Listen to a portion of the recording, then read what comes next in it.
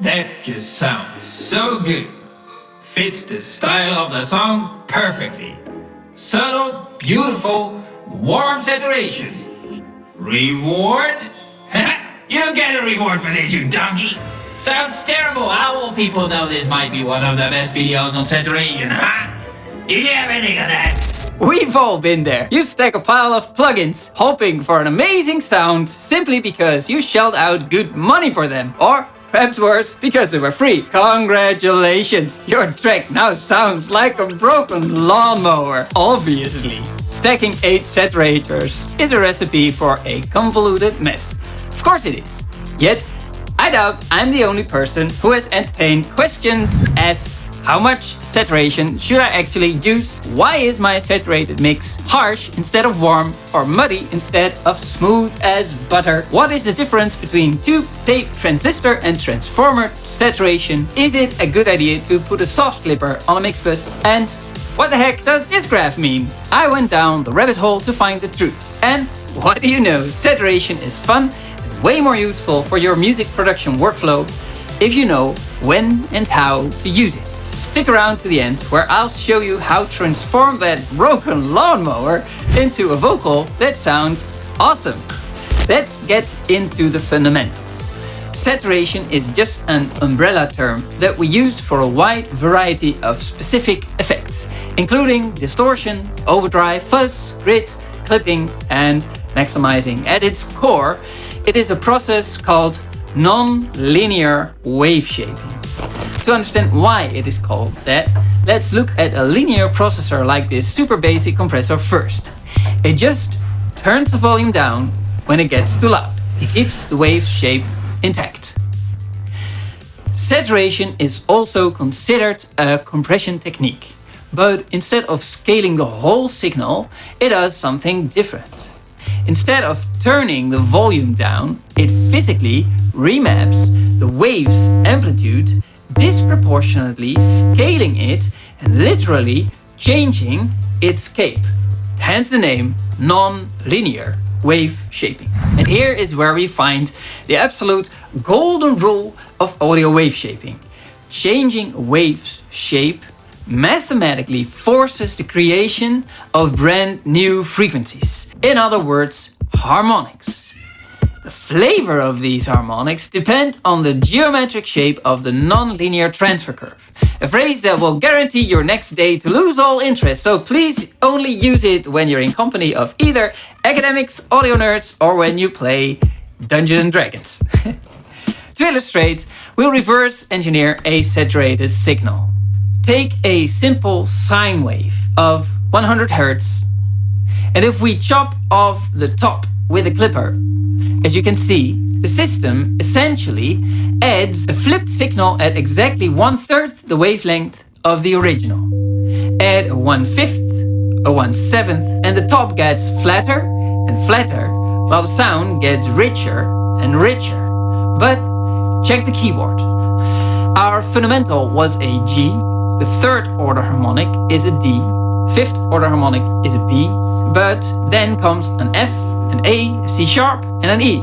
Now we're moving into some pretty Jacob Collier territory, don't we? So this is what we call a symmetrical non-linear transfer curve, meaning that the input volume of a signal is remapped to a new amplitude based on the shape of the transfer curve. For even order harmonics, we need an asymmetrical non-linear transfer curve. Sounds complex, but it is easy to understand when you see it. Let's turn on the even order harmonic waves one by one and watch what happens with the phase.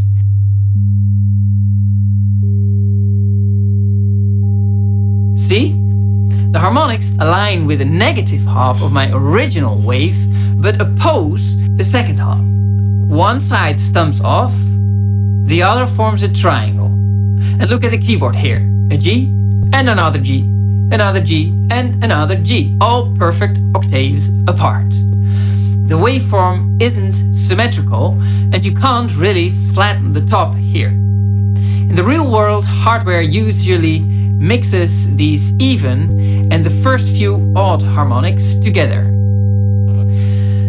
Before we take a look at what flavors of saturation our hardware emulations give us, I want to take a quick sidestep into how saturation plugins work, because the real world does not only consist of sine waves, but of audio signals. Since the 80s, three main categories have been developed to stimulate and emulate saturation hardware. The first category is called wave digital filters, WDFs, for example, researched by Alfred Fedwise. These can be seen as digital versions of analog components. However, they are limited to linear processes, useless if we want to operate in the non-linear domain of, for example, a vacuum tube. Category 2, ODE solvers. Instead of faking the sound, these use ordinary differential equations to calculate actual circuit physics in real time. It captures that living analog memory perfectly.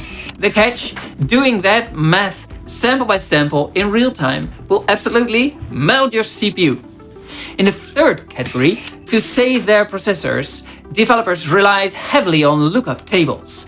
Instead of calculating complex physics on the fly, they pre-calculated the distortion curves into a table.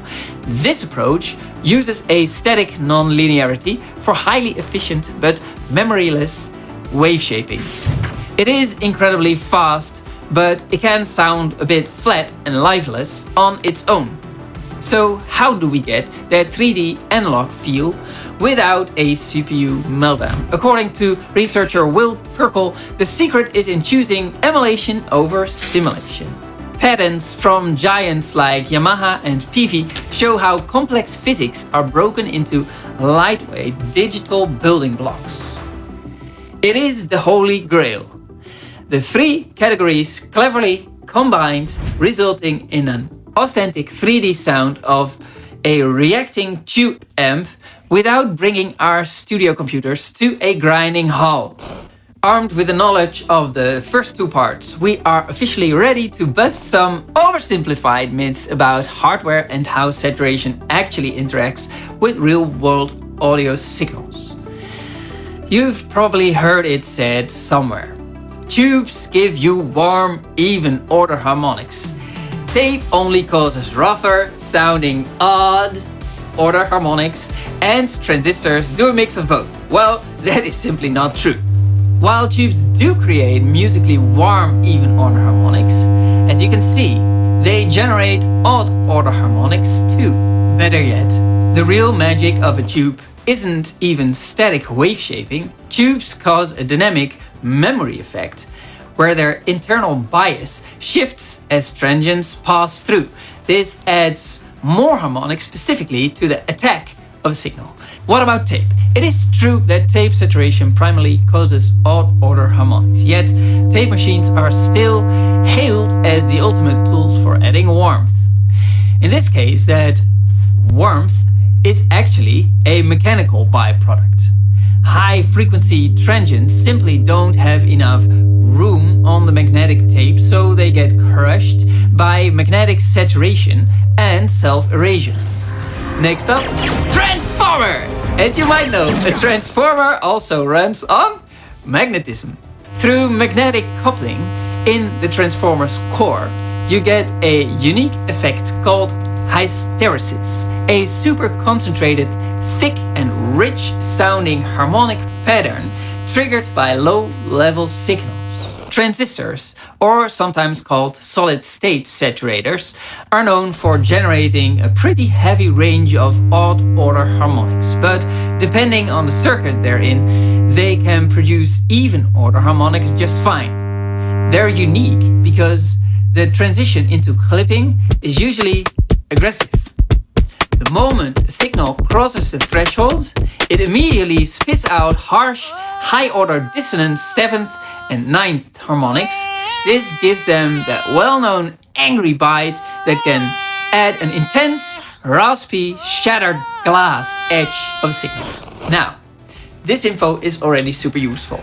But there is one thing we haven't talked about yet. When you run complex or composite signals through a non-linear curve, you get inter-modulation distortion. Because frequencies interact with each other in the mix, new peaks are created, and as we know now, the higher the peak, the stronger the saturation. Natural energy distribution in a mix follows a downward curve, meaning that your low frequencies have the highest amplitude. And because of that, it creates a flood of intermodulated distortion, especially in the lows, that add mud and kill the definition and freshness of your mix.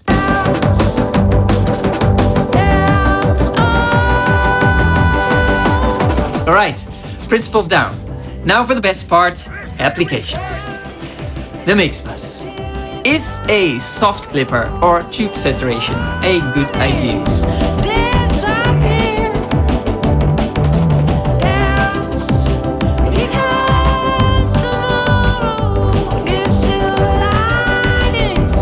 As you can hear, you're making a trade-off. It might feel counterintuitive, but a well-set hard clipper is often far superior for a full mix.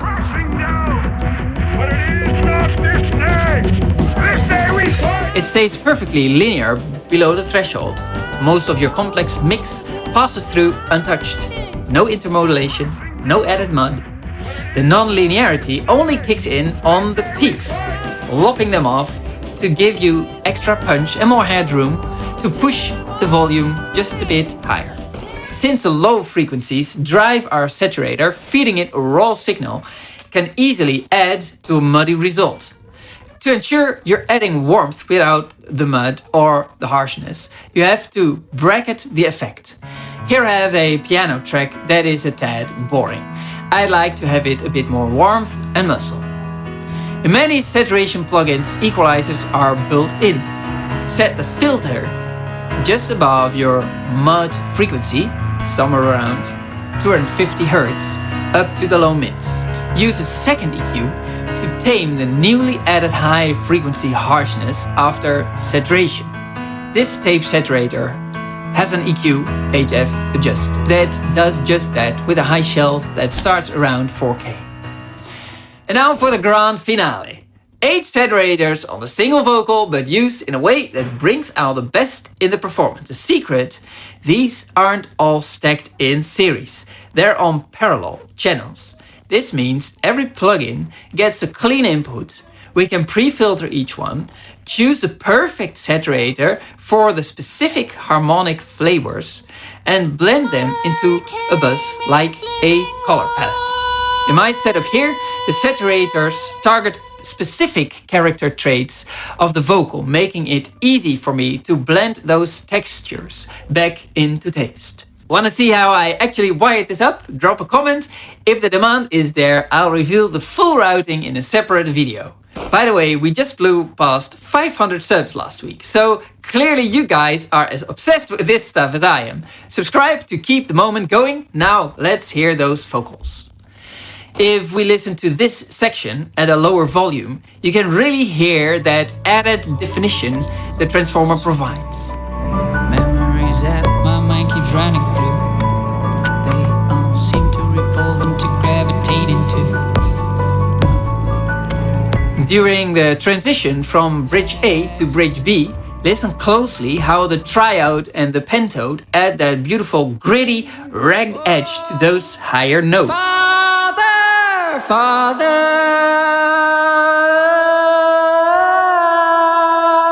I'm diving into.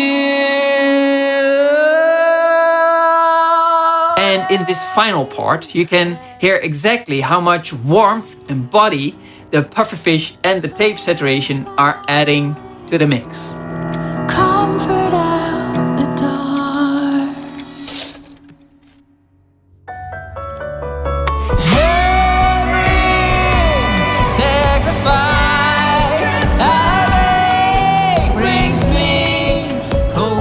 So, those are 6 saturators. This is the last one, or technically the first. This plugin sits at the very beginning of the chain, set to the fantastic Magic BM preset that emulates a preamp, and because no leveling or compression has happened at this stage, this saturator is highly reactive to the dynamics of the artist's raw performance.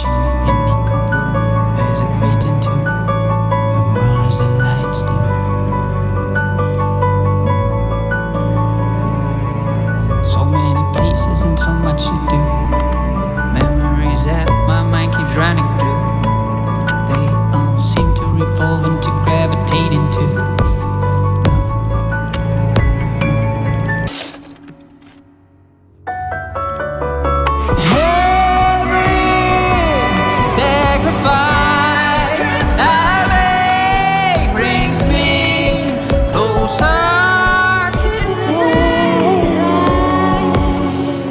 Okay, let's wrap things up.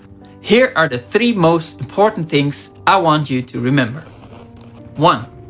Check your saturators with a sine wave. Know your tools. 2.